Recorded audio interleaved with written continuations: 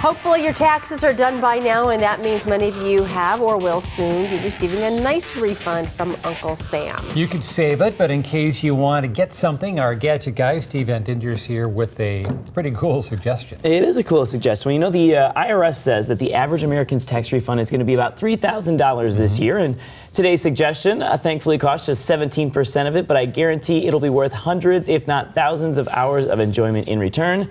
2011 is being called the year of the tablet, and for good reason, because Apple is back this year with a revamp of its original and highly successful tablet PC called the iPad2. And at first glance, you might say it doesn't look a whole lot different than the iPad1, but lift it up and you're going to be able to tell the difference. It is thinner and oh so sleeker, 33% thinner. It also is just 1 1/3 pounds. If you want to pick it up there and take a peek. Packs a dual-core, don't drop it, dual-core 1 GHz processor, and also has a front and a rear camera this time around, so you can actually do video conferencing, you can take pictures with it. It's a lot of fun like that. It runs Apple's latest operating system, 4.3.1, and it also has access to more than 65,000 custom-made apps specifically for the iPad itself. 65,000? Yeah, you know, that's something you could probably stroll through on an afternoon, right? Goodness. So, yeah, if you wonder whether your tablet ready, you just pick this up and see. Super easy to use. Again, touch screen, very similar if you've used an iPod, if you've used an iPhone before. All the icons are going to look very similar to you.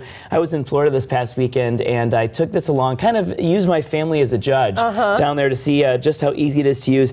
And I have to show you this picture. If we could put it up on the screen. This is my grandma and my aunt just minutes into picking up the device. Look at the look on my grandma's face.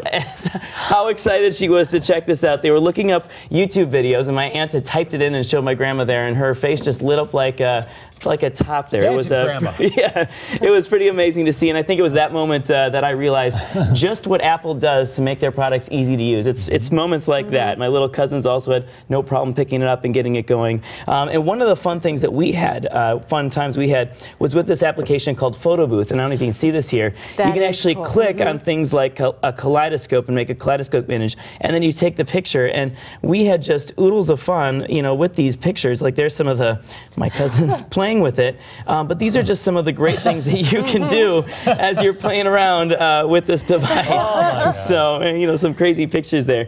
Also, this model I'm testing came from Verizon Wireless. We had to drive through the Everglades this weekend, and I was streaming 3G in the middle of the Everglades. There wasn't an exit for 70 miles, and we were able to get movies and things using the Crackle app and play some of the other videos and stuff. So very, very cool device, very easy to use. Overall, what do you think about it? I really like the device. I gave it a 4.5 out of 5 possible bars of reception.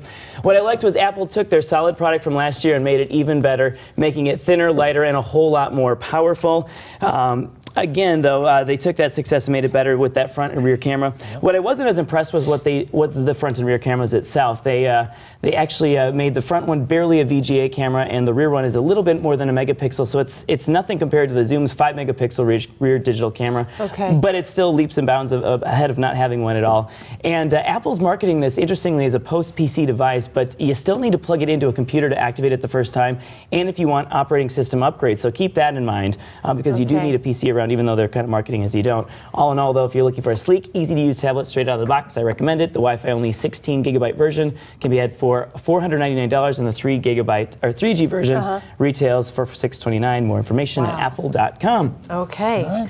Oh, a lot of information. 65,000 apps. That's a lot. I know. Isn't that crazy? Okay. Thank you, Steve. I just popped that right in your coat, right? Take it home. We'll be right back.